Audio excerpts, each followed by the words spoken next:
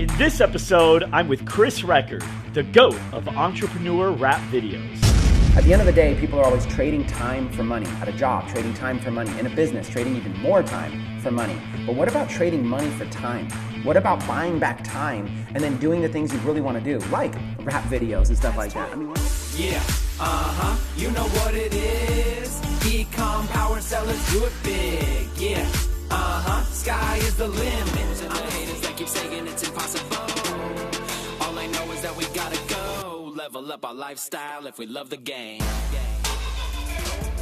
I'ma stay focused. These haters keep trying, but I'm making money online. Slave to your debt, don't do it like my click funnels, click funnels, click. And all these bad marketers, they want the leads, they want the leads. Everyone wants to be great, but only few actually get there. And I'm on a mission to find out what all the greatest have in common. I've traveled tirelessly to find, sit down, and talk with GOATs, people that are arguably the greatest of all time at what they do. Sales, marketing, advertising, business, podcasts, branding, you name it. The way they do things may be different, but they all seem to see the world the same way. To them, success is not only achievable, but inevitable. And we'll get inside their heads as they share their expertise with me each week. My name's Mike Arce, and this is The GOAT Show.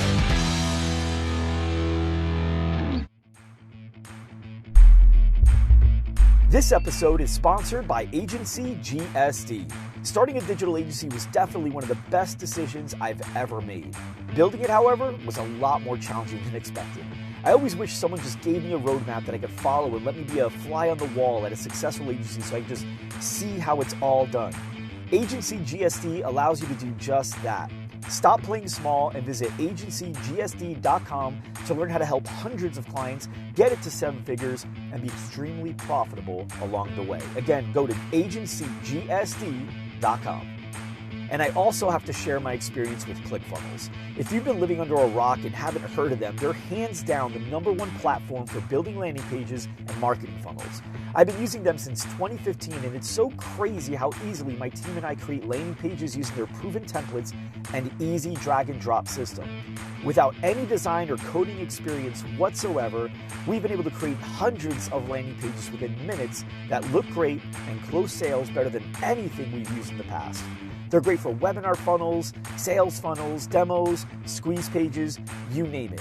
I can't even imagine my business doing as well without them. And actually right now, they're offering a free 14-day trial if you go to clickfunnelspromo.com. So I definitely recommend you guys take advantage of that 14-day trial. It's free for 14 days, and you can get it at clickfunnelspromo.com.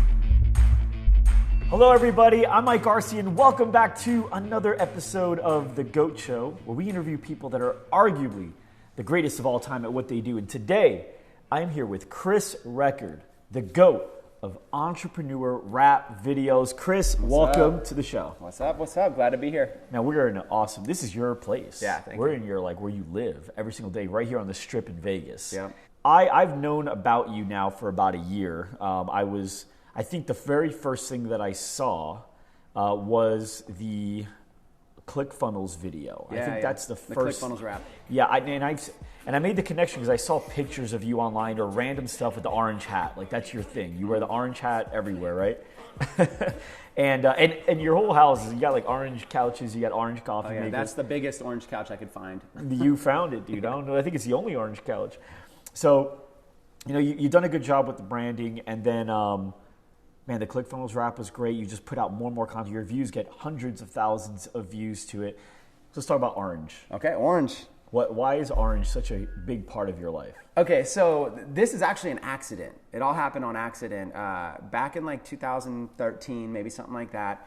From 2010 to 2013, I avoided cameras. I avoided videos. I avoided everything. And here's why. I actually went through a self-esteem phase where I had very low self-esteem about the way that I looked. And primarily because I had gained around 40 or 50 pounds. So I put on some extra weight, and I really did not like the way that I looked. I did not feel comfortable. I never wanted to be seen on camera. And then what I did was I finally kind of got in shape really quick, and I lost some weight, and I looked really good. And I had my friend Peter, take a picture of me at a golf course, and it was a good picture. That day, I happened to be wearing an orange hat. It was like an orange surfer hat. I never wore an orange hat after that. I never wore an orange hat before that. I just happened to be wearing an orange hat, and that picture was good. So I used that picture on all my social media. I used it in all my advertising. But the problem was I quickly ballooned back up and gained about 40 pounds again right after that. So it's this nice little dip where I was in good shape and I felt good and confident about myself. So I used that picture for years. I ran all my social media had it, all my Facebook advertising had it, everything had it. And I was using it in all my marketing. And my marketing was being seen by millions and millions of people with my ads. And so eventually what happened was I went to a conference and I was speaking there, but nobody recognized me. Walking through a sea of hundreds and hundreds and hundreds of people, actually maybe thousands of people, no one recognized me. Then the next day, I happened to have that orange hat, not on purpose. I wore that orange hat, and I was getting stopped by everybody saying, I know you from somewhere. You look so familiar. Where do I know you? You're from Facebook, right? I see you all the time. And it was just an orange hat. So immediately after that conference, I kid you not, I went online to search for orange hats, and I bought like 20 or 30 orange hats of all different kinds, and I started wearing an orange hat like every single day after that, and it exploded my brand. And I started realizing, look, in order to do business with people, they need to know you, like you, and trust you. That's really the core, the KLT factor, the core of that. But how can they get to know you? Become familiar to them, right? You've got to be familiar. That's why brands are constantly putting their brand name out there. Be familiar. So a color like orange helps me stand out in a world where not a lot of people wear orange, and people become familiar with me. The moment that I wear a different color hat, it's something new for them that they got to learn to see if they like it or not. So that familiarity and branding has made I would say that has made generated millions of dollars. There's no definitive way to say that orange hat does it, but I'm pretty sure millions of dollars I could equate just having a good brand with a good color. And I think it's something anybody could duplicate, even though this happened on accident. It's so much a part of you that we were just watching a music video that you had done, and you weren't wearing the hat because you was like you were waking up in the scene, right? And I didn't know who it was. I was like, "Who's that?" And you go, "That's actually me. I just don't have the hat on." Yeah, there was a picture of a song called "Miracle Morning" on YouTube. It's called the Miracle Morning Rap. And I wake up in the morning at 5 a.m. and I try to go like bedhead and scroungy, the way you actually really wake up. Right. And you're going, "Who's that guy?" Right. Well, that's just what I look like without an orange hat, right? So, and then last night, I didn't want to stay very long at the 10X conference. So I actually went and I wore a gray hat instead of an orange hat, just so that I wouldn't have to have so many people bombard me. And it worked. I was able to go through crowds and everything, just as simple as a gray hat. And then what would happen, I had fun. I went up to a couple people I know very, very well, and I would just put my hand around them like this, right around their shoulders. And one of the guys actually brushed my hand away from me and said, "What are you doing?" And he's like, "Wait, Chris Record, oh my God." And these are people I know very, very well. Wow. That's the power of branding. Right. And I think that it's something, this whole entire interview could just be around branding. It is so important. It doesn't mean you have to wear something a certain way, but you look like, here we are in Vegas, look at the billboard, Carrot Top, that orange hair, right? People stand out for something. And so the sooner you and your business can figure out how to stand out in a world where there's so much just noise, how can you stand out? And a good brand and consistency is a really great way to do that. So I don't know if you guys are watching or listening, but if you're watching, this is a good episode for you to stay on and watch. If you're listening, just know that there's going to be some visual advantages to tuning into the actual video on this one as well, because we're going to be showing some clips of Chris's videos and what he's done, because he's taken this massive action, which is great, branded himself. But if you remember that initially afraid to be on camera, total insecurity with that stuff, to now you are the star of your videos, right? Now, obviously the message is the star, but you're the character. Everyone's seeing you basically delivering the message throughout the video. And it's also way outside of my comfort zone. Yeah, extremely out, right? And we actually just did a rap, which if it's okay with you, maybe give us a little. It's okay. I would love to do the autism one maybe a little later. That'd be cool. Okay, awesome. All right, let's take it back. Where'd you grow up? Santa Cruz, California. Really all over the Bay Area in Northern California. Okay. I'll share with you one little quick funny story, a little fun fact for people about me. So my parents were hippies. And when I mean hippies, I mean legit hippies. The real deals. Oh yeah, they were living in the mountains, growing their own food. My dad was a sprout farmer, and they lived in a teepee. And so you lived in a teepee. I didn't just live in a teepee. My mom gave birth to me in that teepee. I was born in a teepee. I kid you not. I legitimately was born in a teepee. My mom and my dad were the only ones there. My dad delivered me, and my dad is afraid of blood, so he just kept passing out the whole time. So my mom essentially delivered me all herself. And my parents were so hippie that the name that I have now, Chris, which is short for Christopher, that is not the name that I was given at birth, right? The name that I was given at birth, my dad pulled me out. It was like 5 a.m. in the morning, and he pulled me out, and he's holding me up thinking of an Indian name. You know, like an Indian, you kind of like look at the things that you see, and you name somebody. So right off the bat, the sun was rising, so he thought sun, and he's looking for another word to combine it. And these baby falcons were born in a tree right next to us, so he called me Sun Falcon. And for the first few years of my life, my name was Sun Falcon, not Chris Record. Hold on. So you can actually Google what it. year did you turn to Chris? How old were you? I don't remember exactly, but it was a year or two or something like that. So my parents. Okay, so you don't remember being called Sun Falcon. I was too young. I don't. Well, my brothers are still calling me Sun Falcon. Okay, but do you remember people saying like Sun Falcon? No, when I was a young kid, all my parents' friends would, but I basically adapted the name Chris. I think they needed proof of my existence, because I was just born in the mountains. So I think, I wasn't born in a hospital, no birth certificate, no nothing like that. Right. So I think at some point they needed proof that I actually existed for something, maybe to get, to travel. And so they went and they got me not a birth certificate, but a baptismal certificate, which is like an alternative that you can do. They weren't even religious, but they just found a little church and said, can you give him a certificate that he was born? Yeah, and so they thought of the name, my full name, which is Christopher Robinson Record, right there, instead of Sun Falcon. I think maybe they thought it would just be a better decision. Maybe they thought, I have no idea why they did or why they didn't, right? What I love about it is that there might be things, for people watching especially, there might be things in our lives that we're super embarrassed of. Like I avoided the camera for several years because I was embarrassed of my weight, and I was embarrassed of crooked teeth. I didn't smile either. If you go back and look at all my pictures, closed mouth smiles for about 5-6 years. Really? Because I was embarrassed of my crooked teeth. And I don't know what people can relate to. Weight, teeth, smiling, imperfections, blemishes. We're just so afraid we're going to make a fool of ourselves that it stops us from our greatness. And if it can happen to somebody like me, then I know it can happen to everybody. And I just feel like if there's one thing that we could do in our life, it's just to accept who we are and be authentic. And what's cool about modern times, like right now, is people are being accepted. You know what I'm saying? People are being accepted for whatever they do. If they want to have tattoos all over their body, they're being accepted. If they have a different gender preference than you do, how they believe that their body should be, they're being accepted. If they like somebody, that's their same gender, they're being accepted for that. If somebody even like certain types of, the bad people that were like the druggies and stuff like that, now it's like there's a heart for people, and if either to help them or just to accept that that's where they're at in their life. Like things are so different. Acceptance is so strong that I believe that if more people just learn to just embrace their true self, I think then they'll shed that outer layer that's preventing them from greatness, and they'll actually be able to shine. I believe there's so many legends that are out there that could be made in the next couple of years if they're willing to shed those outside layers of everything holding them back and just give life a shot. And the fear of being rejected and the fear of being, ridiculed or made fun of or hated on, let go of it. Every single person will tell you that it was all in their mind. Right. We are all so worried about what other people think of us. We just shouldn't be. We should just let it go, take massive action, and do something great with our lives. Now you overcame it, which is great. Right now you're doing all your stuff, and but there's people that haven't overcome it yet. There's people that are listening right now and going, I kind of feel like that's holding me back, right?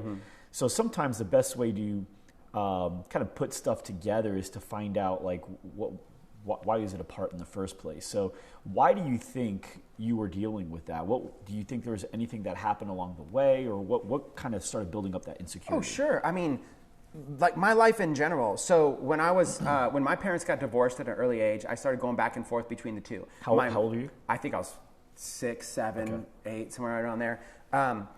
And when they got divorced, I started living with my mom a lot. My mom was on welfare. She was on Section 8. She was on food stamps. We lived in low-income neighborhoods. The kids that I was hanging out with were also generally raised by a single mom on Section 8 and welfare, and they were actually like really bad kids. The association I started having at a young age, especially I remember starting right around age 11, was really, really bad. I started getting involved in drinking at a young age, 11, 12 years old, smoking weed, sneaking out of the house at night, very, very young, okay? I mean, I don't know what kids are doing these days, but that was like 11 and 12 years old. I was already like Breaking Bad because of all of these kids, right? By age 13, I was already doing crazy stuff with my life. And we don't even need to get into all of it, but let's just say that by age 14, where I should be entering high school, I was already starting to get locked up and starting to spend little stints in juvenile hall. and a lot of guilt by association, just hanging out with the wrong kids. As soon as I get back out, I'd hang out with them again, and I'd be more popular for having been locked up. And I started getting popularity and notoriety and fame and influence from the wrong crowd. And I fed into it going like, this feels good that they respect me, and respect and loyalty and honor. And so I just kept going after it. And I actually went to 12 high schools and got kicked out of every one and never graduated 9th grade. That's the furthest I made it in school. Even to this day, here I am in my late 30s. I've never graduated. I don't have any high school education, no college education, nothing. I've never gone past 9th grade. And so when I got into the real world and needed to like go get a job, I never had the confidence to get a job because all these jobs needed like a resume and a job application that you graduated high school. So I always had so much insecurity over my lack of education and my lack of real world experience. All I knew was street smarts. So I struggled for years trying to figure out, you know, how I was going to even survive, how I was even going to make it, until I came across the sales industry. Commission-based sales. And I went in for a commission-based sales job, and they didn't require any resume or any application. They just said, listen, you sell, you make commission. You don't sell, you don't make money. It was that simple. And I was like, so like, there's no application, there's no high school. You're not going to judge me based on my lack of education? Right. No. Sometimes it's good for sales. So I found a calling and I got into sales. And I figured like, once I got a little taste of that, I was like, wow, I can be someone great. And then I went on this journey of personal development. I had never read a book before until I was 21 years old. When I was 21 years old is the first book I ever read in my life. Rich Dad, Poor Dad by Robert Kiyosaki. Yep. Yeah, it was the first book I ever read in my life. Really good start. It was a great book. That'll get you addicted. Because I never even read a novel. Right. I never read a school book, a textbook. You know, when the times that they made you read books, I would just pretend like I read them in school, and instead I would be going and playing with my friends. You know, so my first book I ever read was age 21, and that book kind of changed my life. I kind of said, okay, there's a roadmap. I can go from being an employee to self-employed to a business owner to investor, and I can be financially free and escape the rat race.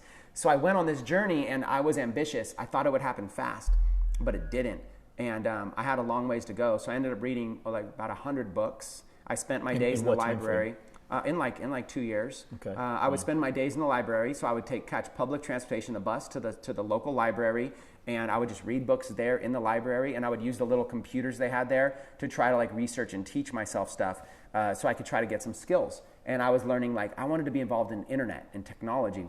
So I taught myself, you know, website design, search engine optimization, all these things, all these skills, just teaching myself at the public library how to do this. And this is in a 2-year period. Yeah, this is in like a couple years. I don't know the exact amount of time, but I mean, it's every single day I was catching 3 buses to get to. Then I started going to the local junior college because I realized you didn't have to be a student. You could just walk into the library and they didn't check your ID. So I started using then because at the library, the public library, you could only use a computer for 45 minutes, and at the junior college, I could sit on the same computer for 10 hours and no one would stop me. So stopping you again, right? Like with the orange hat, the way you think about that, right? And that's one of the things I'm catching as I'm sitting down with more and more people like you. They will break down those things. You can easily say, I don't have the resources, or you can be resourceful, right? And you're like, all right, I got 45 minutes here. That's a resource. But that's even more resourceful. You know, if I could go over here and you didn't have to get the internet, you could use this company's internet that's already providing it for you. You got all the information, got everything that you need. You got the 3 buses. You don't have to say, I don't have a car. I don't have the resource of a car. Okay, I could be resourceful. I could take these 3 buses and put 2 years into it. And same thing, you know, I don't have money to start a business, right? Resources. But I got the time. I can do this. I can learn this. If I could just get this out of the way, I can get there, man. You exercised all of that so well. And during that 2-year period, I know we talked about this earlier. Was this the ramen years? Yeah, this is ramen years. I had no money. I was flat broke. So I was living in a 200 square foot studio with a roommate. I didn't even know they made them that small. Yeah, and then the roommate just slept on the floor. And it's where it's like you got the couch. I'm on the couch. He's on the floor. And you got the little stove right there for top ramen. And the fridge is so small you couldn't even put food in there. And our strategy was this. We used coffee as a meal suppressant. So we would drink a bunch of coffee, and then it would make it so we weren't hungry all day. And then we'd come home at the end of the day just starving, and we'd eat like 3 packages of top ramen, which was only 30 cents. Right. So we had this thing down to like $1.50 a day in food. We were budgeting that tight. And then the bus would take about an hour to get to the junior college, but we could maximize our time there by spending 10 hours at the junior college. So literally every single day I was going there, and I was teaching myself website design, teaching myself SEO. And then my breakthrough happened. I still was broke, but my breakthrough happened one day when a kid came up and was sitting next to me, started talking, And he goes, why don't you just take marketing and business classes here? They teach you how to build a business like this. And I said, oh, I never graduated high school and I don't have the money to be able to afford it. And he's like, no. Just go in the class and they'll let you audit the class for like the first few weeks to decide if you want to take it. So you can literally just go. It's starting up and like it started today was like the first day or whatever. You can just I go. didn't even know you could do that. I guess you could do it. This is back a little while ago. But so he convinced me, and this took courage, to just walk in the class as if I was a student and that they wouldn't check me and they wouldn't test me. And so I just did. I went into class, the marketing class. I went into small business marketing. I sat in the back of the room so I wouldn't be noticed. And I'm sitting in the back of the room and nobody checked me. Not once did a teacher say, sir, who are you? No. Not once did a teacher call on you. No. Not once did a teacher ask you to bring up something. Or... No, and I'm not in any way encouraging everybody to go, I fake like you're in college. I mean, that's kind of. I mean, here's the thing: if you can learn till you make it, right? Like, so check out what happened. So I'm in this class, and the teacher is teaching business fundamentals and marketing and blah blah. I was actually bored, okay. And then one of the people in the class goes, "Hey, should I get a website for my business?" And this was like the early 2000s. And at this point, you already kind of learned how to build. I was already. This is what I was studying all down. The person goes, "Should I get a this true story? This is crazy. This is my breakthrough. My whole life hinges on this moment." So you got to imagine. I'm nervous. I'm sneaking in the class. The person asked the teacher, so should I get a business website for my business? The teacher goes, well, you know what? The internet is still proving itself. I don't think it's a good investment to invest in a website right now. What year is this? This is the early 2000s. Okay. 2001, 2002, something like that. Yep. I don't know if you should get it was way past the time that it was a fad, okay? This is not a fad. And the teacher goes, so I don't think it's a good use of time to invest in a website right now. I think that you're better off with like a yellow page ad for your business.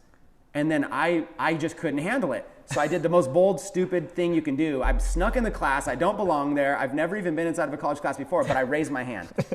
I raised my hand in the back of the class. To disagree with the teacher. To disagree in front with the of teacher. The paying students. So she calls me and she goes, yeah, what's your name? And I was like, uh-oh, Chris. And she goes, I don't recognize you. Okay, what's your question? And I said, well, I just have to disagree. I think that every single person in here should have a website for their business. People are going to search engines, they're searching and they're finding, they're looking for people, and the sooner you get your website online and get ranked in the search engines, the more easy people are going to find you, and then you're going to be able to get more business. And I think that it's going to replace, I started like saying all this stuff, it's going to replace Yellow Pages, this is going to be the future. And the teacher says this to me, defining life moment. She says, well, if you know so much about this, why don't you come up in front of the class and why don't you tell people your opinion about it? And I just like got nervous and I said, okay. And that was my first day public speaking ever in my life. And I got in front of the class with like 30, 40 people. Some were kids, some were like adults that were taking junior college. And I basically pitched them on why they need a website, but I didn't have any prices or anything. I pitched them on why they need a website, where the trends are going, talked about Amazon, talked about all this stuff. And then at the end of that class, when it was all said and done, 3 people came out to me at the end. Like one was like a used car salesman. The other one was like a person that was becoming like an attorney or whatever. I can't remember the other one. But like 3 people approached me and they said, can you design our websites? I'll pay you. Well, how much do you charge? And I was like, make a charge real quick. I was like $300.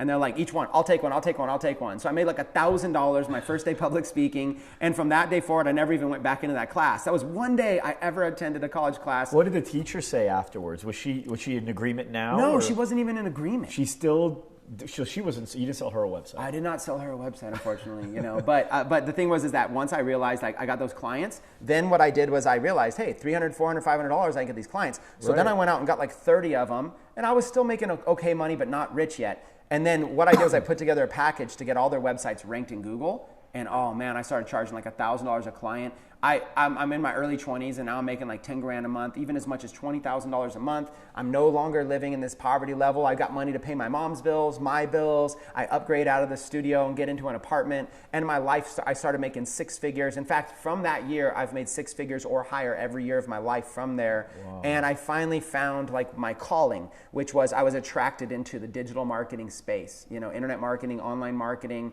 And I just felt like my whole calling was there my whole life. Wow. And it's even telling you right now, I don't ever even really share that story, but it's just so exciting to me because like it just shows that anybody can make it. I was food stamps, Section 8 housing, welfare, hippie parents, no resources, in and out of juvenile hall, being locked up, no friends, no education, no belief and doubt.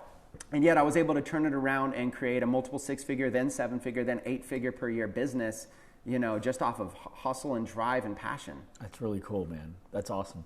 Okay, so now let's get into what everyone's tuning in for. The entrepreneur rap videos. What was the first one you did, whether it was a low budget or like what you're doing today? Yeah. And what made you want to do it? So when I was going back to my teen years, when I was this troubled youth, a lot of us were into freestyle rapping, where they were called rap ciphers. All of us would get together and put on a beat or whatever. Somebody would beatbox, and we would all freestyle rap and battle rap and play off of each other. So you already when rapped, I was young. and you just never incorporated with business until the last few years. Never, because what I did was I gave it up. Right around when I was like 18, 19, 20, 21, I gave it up. I was like, that's the old life. And I became this businessman Chris. I started wearing a shirt and a tie and suit. I just wanted to be professional so people would take me serious. And for years and years and years, I was this businessman. And yeah, I was making money, but it wasn't really who I was. And so really a few years ago, I just decided, you know what, I'm just gonna be myself. And I remember I went and did a speaking event, and I wore flip-flops and shorts and spoke. And people came up to me afterwards like, that was the greatest speech I've ever heard, oh my God. And I was like, because I was so comfortable, I was more who I was.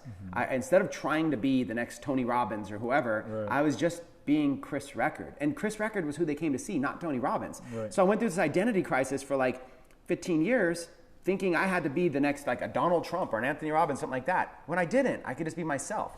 And so I actually did an assessment of my life, and I said, what things make me happy? What makes me happy? What would I do right now? Like if I could just do anything and money wasn't really the object, and I started thinking, man, I want to be youthful. I want to feel young. I want to have fun. So I made a list of things that I used to do when I was a kid. Now it had been like 20 years since I rapped. And I never was like a great rapper, but I thought, let me rap. And so we started freestyle rapping again, started hanging with our friends. And I was like, every time we would do this, we'd be so much fun. And I'm like, we feel like kids. It doesn't even feel like work, and it's so much fun. Then I thought, well, all these rappers these days are really good. There's no way I can compete with good rap. But where's the entrepreneur rap? Where is it? I couldn't find it. Every once in a while, an artist will do a song that's motivational, but you get the album, and then the rest of the album will be about like drugs and guns and disrespecting women and, like especially these days, like prescription drugs and how cool they are. And which is, it's funny you say that, because there's a few songs out there, not entrepreneur rap, right? But just songs that are more like positive messaging, uplifting, motivating. But there's not enough to have a playlist to work out to, And so when I go to the gym, I always look for a few different songs that can like get me going, but also send some positive messages throughout it, and also feel confident that the kids can listen to it, all that stuff. And there wasn't really that. And it's funny because I always thought there should be.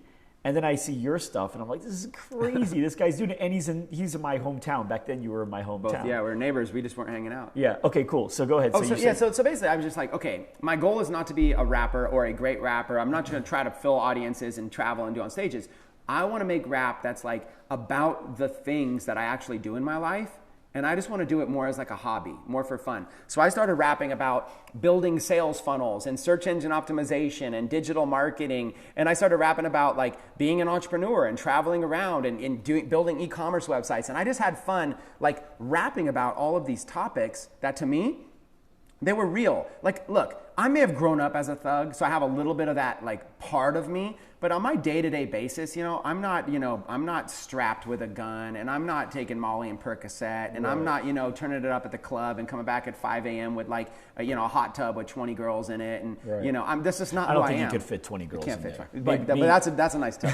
Yeah, it is a nice tub though. But but if anything, I was with the same girl for 15 years. We had 2 children together. I was a lot more like, I was much more into a relationship. So I was like, I'm not going to fake it and rap about stuff that I don't do. But the stuff that I do is it felt so suburban or so white, if you will, or just so like basic. Right. And I said, you know what though? I bet there's a lot of people that could relate to this. And I said, where's the entrepreneur rap? Where's the rap all about like the cool stuff we do every day? So I did it. I made a rap all about called Life of an Entrepreneur. It's on YouTube. It's got like nearly 1 million views. Let's actually show a quick clip of that. Okay. And we don't care about the obstacles and the haters that keep saying it's impossible. All I know is that we gotta go level up our lifestyle if we love the game. Living the life. The life of an entrepreneur. Okay. All right, so what else you got? So after that song was just pretty popular. It was like an anthem for entrepreneurs. Then what I did was I made a partnership deal with Shopify, the largest like e-commerce website provider. And I said, hey, I'll do a rap all about Shopify for you guys. And then I'll put a link in it. and that link can be an affiliate link, like for people to sign up for the service. And they were like, yeah, cool, that'd be fun. And I made it, and they passed it all around their headquarters. You know, at least that's what they told me. They said a lot of people really enjoyed it. I put it up on YouTube, but I also put it on Facebook. This time I ran a couple ads to it to try to get more views. And it blew up. On Facebook, it was like nearly 5 million views, hundreds of thousands of views on YouTube, and tens of thousands of clicks on that link to sign up for Shopify. And believe it or not, I mean, that generated, if I want to say conservatively, hundreds of thousands of dollars in commissions from a rap video. Wow. Well, let's maybe even $1 million if I added it all up. Let's show a quick clip of that one as well. Yeah, you know what it is. E-com power sellers do it big. Yeah, sky is the limit. I'm the CEO of Techademic. When you're online and you see us selling everything in Shopify, Shopify, Shopify, Shopify. We got our niche store selling custom jewelry on Shopify. All right, cool. So you did that with Shopify, which is awesome. All right, and then I saw you did one with ClickFunnels as well. Exactly. So I said, you know what's kind of popular would be, why don't I do songs about companies that I use or companies I support or companies I like? So I went and I did one about ClickFunnels. With ClickFunnels, I did it a little bit differently. I went to Party City and I got a whole outfit of like a pimp suit. And there was a character back in the 90s. One of my friends back in the 90s was the OG, and he was always the guy. He was this white guy, but it was like OG. He had like he had like the grill in his mouth. He had the top hat. He had a cane. Mm-hmm. Everybody kind of just knew him as the OG. And then there's all these modern characters that it depicts. Back in the 90s, I listened to guys like Paul Wall, who had the grill in his mouth and talked kind of like that. Master P, all these old school rappers. So I created a character that was like kind of embodied all of those, that 1990s OG rap persona. And I got dressed up in that character, and I said, you know, when people act, they can take on like a different voice, a different person. So I got in this character, and I took on a different voice. So I had the little Party City grills. I'm in like a $30 outfit. Most rappers are like all about the modern brands. I just had Party City, you know, with the $5 set of grills. But the voice that came out and the different thing really got me into character for that song. And I wrote and I made that song. And what people don't realize, and this is kind of a cool thing, almost all of these songs are done in one day. So I'll usually wake up in the morning, we'll go, let's do a song today. I'll write the lyrics, I'll record them in my friend's closet and like a little thing, and then we'll record the video all in one day. And then the video edit is usually no more than 2 days later. 2 days later, the final video is published. So like incredible. On a Monday, we'll write the lyrics and record them and film the video, and then like on a Wednesday or Thursday, the video will be done. That's incredible. So all these are speed. A lot of people don't realize that. We did like 20 music videos in 20 weeks. Wow. So we're just making them all from scratch. And I don't know if you remember this. I think like the week after I was connected to you, I think Billie Jean connected us. Mm-hmm. And then I reached out to you and you're like, oh, here's my cell phone number. And then I went to ClickFunnels headquarters because I'm Russell Brunson's mastermind. And the Uber driver, sweet little old lady, she's like, where are you guys going? I was like, we're going to ClickFunnels. She's like, this guy was just in my car a few weeks back, and he was playing this song, and he was making us say, click, funnels, click, funnels. Click, funnels, click, funnels. And then she said that you guys were making like a rap video, and so I want to also cut to a quick clip of the ClickFunnels video as well. My click, funnels, click. Ain't no traffic better than my hot converting click, funnels, click. As I look online, they don't do it like my click, funnels, click. And all these bad marketers, they want the leads, So this has become the thing that you have now become known for, right? Yeah. Which is why you're on here. And you've got one more video I do want to show everybody because I thought it was so cool, especially the ending of it, or like that third verse, because you incorporated so many entrepreneurs that are also well-known influencers in the space. It's Entrepreneurs Got Choices. And it was a duet with you and Billy. Mm-hmm. And then at the end, it's the song where it's like, yes, no. Yep, nope. And what you did was you had a bunch of random people, Ty Lopez, Grant Cardone, Cole Hatter, a bunch of guys. So let's cut to that one as well. Awesome. Can't pay your phone? Nope. Need a loan? Yup. Actually, I think you need a genius. Listen to this shit, I mean this. The biggest difference between us, well, Let's just keep that a secret. Entrepreneurs got choices. I choose to get money, keep placing these ads. Entrepreneurs got choices. Keep it 100 just like the orange hat. So when you first started writing that song, did you already have the video in your head as to what you were going to do? Like, did you know you were going to have Grant Cardone No. or like get these other entrepreneurs on? No, so every song, you got to imagine, in order for us to crank out, so I'm running a company that's doing over $10 million per year. Right. At the time, I'm the CEO of the company, running a company, as many as 100 employees, a 25,000 square foot office, plus I'm traveling and speaking, and I'm writing a book. So taking on these raps was on the side of that. You know, like a real rapper, like an authentic rapper will sit there and they'll really get into their passion and their craft, and they'll spend time in it, maybe write lyrics and throw them away, and write lyrics and throw them away, trying to find those good lyrics. Not me. I'll sit down and say, I've got 1 hour to write these lyrics, and that's it. And that's it. And so like a song like Entrepreneurs Got Choices, I wrote that in like an hour, like just start to finish, because I'll only have an hour. Did you write Billy's parts, or did Billy write his own? I basically wrote a 2-verse song that was designed to be able to go without Billy. And then I said, Billy, you got to make this happen, dude. So what I had to keep like pushing Billy to get his verse, pushing him because he was really busy too. Billy had never rapped in a song. He's not a rapper. Right. He had never written a rap. And so he's like, all right, I wrote one. And he's like, hey, my friend's got a studio. I'm just going to go in there and do it, and I'll surprise you with the verse. Right. So I'm like, all right, just keep it like clean and entrepreneur focused, right? It was somewhat clean. It was Well, no, that's not how the story happened. Here's a little. Let's break the truth here on your show. Okay, we're gonna have to roast Billie Jean a little bit here. I told Billy to keep it clean. Billy went to the studio and sent me this verse, and me and my audio guy, we play it on speakerphone, and it's just riddled with curse words. And then he starts comparing his marketing skills to other marketers by the size of his genitals and how big they are compared to other marketers and stuff like that in the verse. And I was like, Billy, you do realize every song I have doesn't have a single curse word in it, and they're all family friendly, and like kids are listening to my songs. Right. And Billy's like, I'm just keeping it real, man, just keeping it real.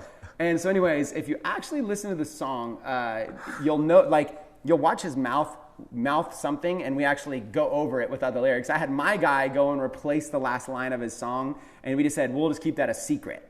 But it was something that rhymes with secret that was genitals. So I just said, we'll just keep that a secret. And then Billie Jean was just like, all right, fine, we'll let that go. So Billy just wrote it that day, went to the studio, recorded it, sent it over to me like the day before the video. Right. And then as far as planning out the video, no, we don't plan out the video. We literally we maybe spend like an hour like thinking of what we want to do while we're flying somewhere. So here's what I said. Billie Jean was speaking at my conference already. And then I was speaking at Thrive, and Billie Jean was going to be there. So we said, hey, we're going to be at these 2 events together. Let's just get a bunch of footage while we're there. So part of the video is at my conference, Tech Talks. He's on stage, I'm on stage, all these people dancing around us in the background, stuff like that. And then the rest is here in Vegas at Cole Hatter's Thrive and conference. you were in the car with Billy and doing all that stuff. So it looks like you guys were like partying. But what's crazy is that was not a video set. That was just my conference on break. We were on break at the conference, said, who wants to be in the music video? Gather around us and start dancing. So we don't actually plan music videos. What we do is we build our business and build our life, and we just write lyrics and make music videos on the side of that in like a few hours a week. So then when we came down to Vegas, the scene where Billie Jean raps, that's just in his suite. I basically went up to the suite, brought my film guy up and said, come on, man, can we do it? He's like, all right, well, I only have like 30 minutes. All right, let's just do it really quick. We put it on speaker. We just acted that out really quick in his hotel suite. That wasn't a set. That wasn't planned. It wasn't anything. And then the other part was also an accident. My friend has a place over at the Martin, a condo, has a nice condo at the Martin. We went over there to be interviewed just like this. I interviewed him, he interviewed me. And I'm like, man, this place is dope. My film guy's here. Can we shoot a scene from the music video here? Well, it was so epic. The whole opening of Entrepreneurs Got Choices and everything is in this guy's condo. And that was all an accident. We didn't mean to film a music video there. It just was cool. And so the whole video looks like it's like staged and planned and everything. No, it's just while we're in the middle of interviews, we take an extra 30 minutes and shoot a quick scene. And the other thing people don't understand is that I write the lyrics and record so fast. I'll write in the morning, I'll record in the afternoon, and I'll film the video at night. So I don't even have the lyrics memorized. There's no time to memorize the lyrics. Keep going back. So like that's why we're cutting around so much in our music videos, is that he's making up for the fact I don't even know the words to my own songs. Wow. But that's how fast we're producing this stuff. And there's a lesson here. Speed. So there's quantity and there's quality, right? Well, when you're trying to go big in the beginning, one of the best things you could do is quantity. Okay, like if you're trying to be a YouTube star, pump out daily videos every single day, even if they're bad. Look at Gary Vee. Gary Vee's done like thousands of videos. Grant Cardone on his YouTube channel, like 4,000 or 5,000 videos. He didn't start out as the guy who has 8,000 people at his 10X conference. He started out as the guy who's like, you know, wind blowing in the background, bad microphone on an iPhone, trying to give you tips to sell cars. Right. And then here he is years later. It's all about consistency. So you got to just get yourself in a habit of doing things every single day. Doesn't matter what it is. Take massive action. It's about the quantity, not the quality. Everybody's so worried about quality. Don't be worried about quality. Here's what I like to do. I like to basically it's like the 50-50 rule. If I can spend, let's say that I want to make a music video. The majority of the good stuff in the music video could be shot and filmed in 3 hours. But I could spend another 3-4 days doing a bunch of other scenes and then another few weeks editing, and it will double the quality of the video. But that won't necessarily double the views of the video. Right. What I realized is that unless you're making like a music video for like TV, if it's just gonna go on YouTube, the average person is not going to notice the difference of an amazing cinematographer who does an amazing scene. They're not going to notice the difference. So I like to do it quick, take it up to about 50% as good as it could be, and then move to the next project. Because the first 50% will take a few hours. The next 50% is going to take 20 or 30 hours. Really? And so I save that 20 or 30 hours by just going, hey, you know what? I'm going to accept that this is okay. And here's what happened. People would watch our videos and go, oh my God, the quality's so high. This production value is so high. When really, go sit down with my film guy, and he's gonna say, yeah, right. Chris made me have to only edit this thing in 4 hours. I mean, if I had actual time, we could have made this thing a banger. But we didn't have time because we were making money. We were running a business. Right. That's what people need to do. They need to learn. Don't worry about being a perfectionist. Do the work as fast as you can. Get it taken up to a notch that you're comfortable releasing it. Even though it could be way better, take that extra time and go to the next project and go to the next project. Over time, that quantity is going to help you. Like a YouTube video. If you're doing 1 video a week on your YouTube channel, try doing 7 videos a week and watch how your YouTube channel is going to explode a lot more than the once a week. It's going to get to your goal faster. That's what I did with music videos. We decided we did about 20 music videos in 20 weeks. And then on top of that, we also did a daily vlog for those 20 weeks. So I'm uploading a daily vlog of my life, professionally edited, a music video every single week, running a multi-million-dollar company, managing dozens and dozens and dozens of employees, traveling the world and writing a book all at the same time. The only way to stack all of that, to have a stack of all of those different things, is to be okay with things not being perfect. And that's one of the best lessons I give to anybody right now. How many people are struggling with perfectionism? If you just let go of that a little bit and instead focus on consistently dropping a lot of content out there, you'll eventually get way further, way faster, and people will still think your stuff is better than you'll ever even. And inevitably you'll get better anyway. You'll reach a you'll reach a level that back when you first started you thought was perfection, and now you're still always looking at the flaws. Absolutely. Because you just can't help but say, what if we just did this? What if we just did that? Even with our show, right? Little by little, we just kept adding more things. And this is something that's even better than what we initially would have thought was perfect on day one, right? And so, dude, you've done it. You've definitely become the GOAT of entrepreneur rap videos. And what I've really loved is that you're also starting to use your skills to get messages out there outside of entrepreneurism. In this case, the autism. Oh, yeah. And so you mentioned to me that your son was autistic. Yep. And it was a difficult time for you to, I guess, you know, when you first realized that, wow, life's a little different. We have to make some adjustments. We have to make sure we can do our job as good parents here and take care of them. And along the way, I guess you started getting some respect for parents that have to go through this stuff too. So you created a rap. I did. I created a rap. It's not even released yet. Right. This is the next one we're going to release. And it's the story of finding out that my son had autism when he was 2 years old, extreme autism, and how the signs of how I knew. And then it's the journey of what does that mean for him, but also the battle of what does that mean for me as a parent. You know, when you're raising kids, you have a vision, like I'm going to be playing baseball with him. I'm going to teach him all the same stuff that I did. He's going to be like a shadow of my life, you know, teach him all the kind of cool stuff that I like. And then it all changed. You know, the stuff he likes is like taking his stuffed animals and stacking them all in a row in his room. And he doesn't like playing with other kids. And, you know, he has his like OCD behaviors and like lots of little things. And it's just different. And I started having, what it did is in my life, it gave me more sympathy and more empathy to other parents with special needs children. Now I kind of understand that it's already enough to raise kids. I mean, gosh, ask any parent. It's like, it's hellish sometimes raising kids. And then on top of that, you add special needs to that or some type of physical disability or disease. and it just becomes, I have a lot of respect for them. So I figured, what if I wrote a song that shared my story, but that raised awareness for autism, and at the same time gave some props and respect to other parents of special needs children? I think that would be more meaningful than just a funny little song, you know. Like I have these other funny songs like about getting the flu, or I have funny songs about like battle rapping with my alter ego. Right. That's for fun. But this I think can have more meaning, and I really actually feel like it gives me goosebumps when I rap it. It's Okay, one of those things. so would you be open to giving our audience goosebumps? And whether it's going through the whole thing, which may not be something you want to do, or a verse? Like right now? Yeah. Yeah, I'll do it. Yeah? Yeah, the whole thing's only like 2 minutes long. I can do the whole You thing. want to do it? I'll do Okay, it. let's do it.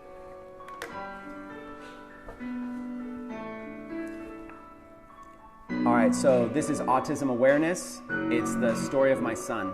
Okay. All right, here we go. Flashback, the year was 2013, with my 2-year-old son after his birthday. At the crib, in the kitchen, I was thirsty. Reached for a glass, but the shelf wasn't sturdy. Came crashing down and the glasses were bursting. Sound was so loud and alarming. The first thing I saw was my son right beside me, uncertain. My instincts told me to go check if he's hurting. I noticed that he was not moving. He was sitting there just watching his movie.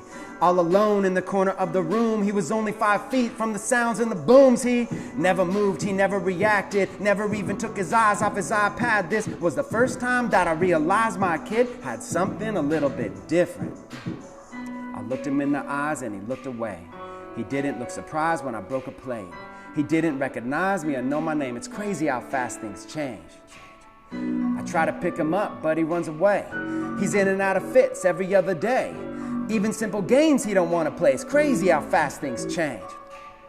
He's creative in the mind, maybe he's artistic. He's a little bit behind, maybe he just missed it. Yeah, he can't stand in line, maybe he's a misfit. Puts his toys in a line, maybe he's obsessive. Maybe he can judge his mind, maybe we can flip this. I'm ignoring all the signs, maybe I won't listen. He won't play with other kids, maybe he's just different. He won't look me in the eyes, maybe he's autistic.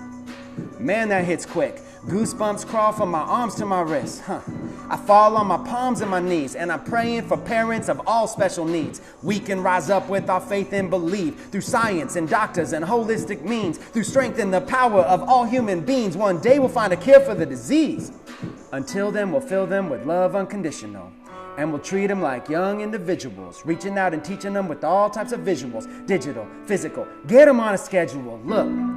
Life can seem unfair when you look them in the eyes and they're unaware. When you feel like you can't take them anywhere, it's apparent that the other parents want to look and stare. And I know it feels tough when they're hanging out with typical kids playing in rough, and a couple of the bigger kids start to shove, and your child doesn't understand this is not love, no! He just want to be alone with his stuffed animals stacked in a row, watching his favorite shows on your phone, constant repetitive actions unfold, whoa! And there's so much unknown. One day will he learn to live on his own, hold down a job and pay bills like the norm? Will he find love and then marry someone? Or will he spend his whole life at home? It's okay, son, it's why I wrote this song. Life should be fun, so I choose to stay strong. I love you, my son, I love your autism. I looked him in the eyes and he looked away. I didn't realize it would be this way. But if God has a plan, I'ma trust him, man. It's crazy how fast things change. He's improving his speech every single day. He's learning how to play and communicate, how to behave and be brave through the phase. Man, it's crazy how fast things change. There's your demo. Man, that was awesome. That was really cool. So, guys, you just watched us spend a good amount of time with a GOAT, a guy that really knows how to use music to get messages out, whether it's for entrepreneurship, whether it's for products, services, whether it's for fun, or whether it's for something as serious as a message as autism. And I'm a big fan of you and what you've done. I'd be lying to you if I said that I haven't played your music in my car while driving, because it's cool and it's interesting. And dude, thank you so much for sharing everything. No Even the stuff that I don't think you share with other people. Yeah. I'm glad to be out here. And if there's any message, it's just like, if a guy like me, born in a teepee in the middle of the woods and get locked up in juvenile hall, dropped out of high school, never even graduated 9th grade, can turn his life around, find some passion and some purpose, and be able to generate millions and millions of dollars while helping others at the same time. If that's possible, what's your excuse? Just go out there, take massive action, and make it happen. Awesome, man. Where can people learn more about you? Lifepreneur. The company's called Lifepreneur. We're redefining the word entrepreneur. You can look us up. And also Chris Record like a record breaker, like a record setter with the orange hat. You can catch me on Facebook, Insta, Snap, YouTube. You got it. Thanks so much, guys. Thank you for watching. Thank you for listening. And we will see you next week. Thanks for joining us today. If you like this episode, subscribe to our YouTube channel or find our podcast on iTunes, Google Play, Spotify, or wherever your favorite place to listen to podcasts might be. And if you really like this episode, please leave a review for us on iTunes. Thanks, and we'll see you next week.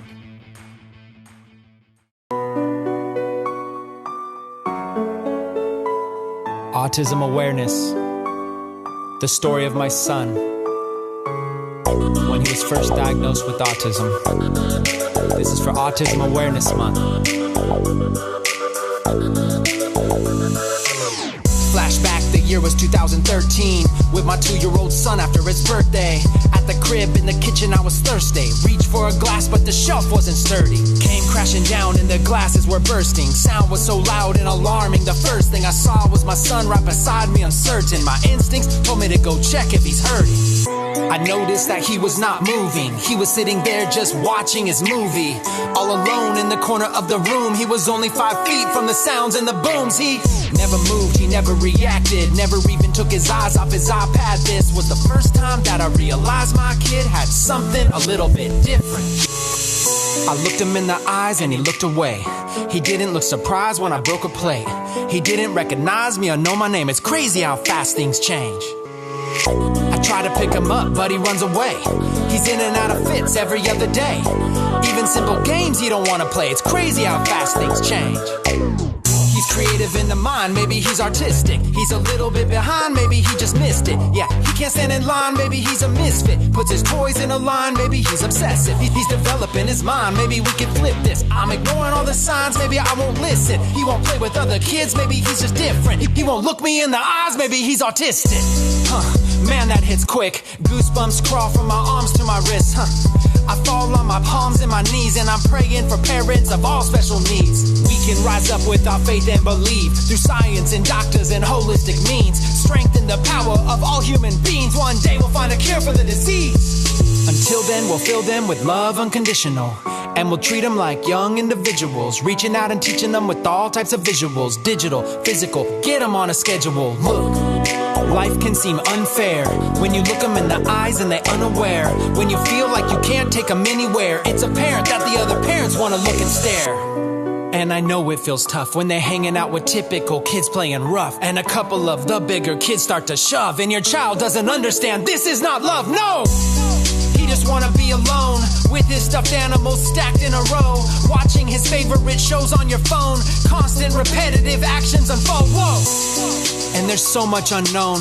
One day will he learn to live on his own, hold down a job and pay bills on his own? Will he find love and then marry someone? Or will he spend his whole life at home? It's okay, son, it's why I wrote this song. Life should be fun, so I choose to be strong. I love you, my son, I love your autism. I looked him in the eyes and he looked away. I didn't realize it would be this way. But if God has a plan, I'ma trust him, It's crazy how fast things change. He's improving his speech every single day. He's learning how to play and communicate, how to behave and be brave through the phase. Man, it's crazy how fast things change. You sad to see me go? I'm gonna see you again for Christmas. Do you want to see me for Christmas? Do you want to see me for Christmas? Come here, give me a big hug. Stand up on the chair and give me a big hug. Come on. Big, big, big hug. Open your eyes. Okay. Do you see me? Okay.